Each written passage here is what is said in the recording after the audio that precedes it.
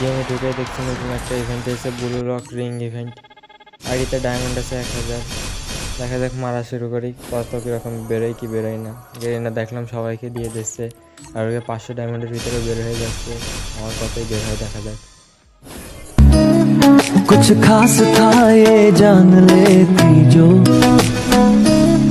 मेरी नजर से देखा होता तुमने, इस बात का बस गम हुआ मुझको,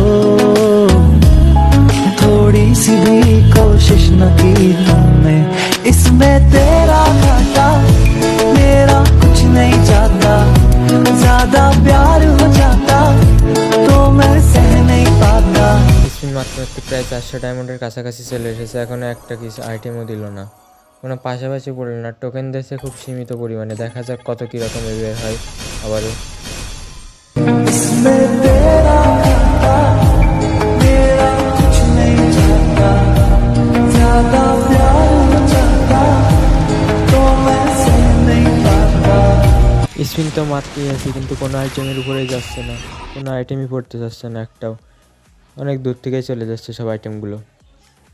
দেখি কত কীরকমে বের হয়।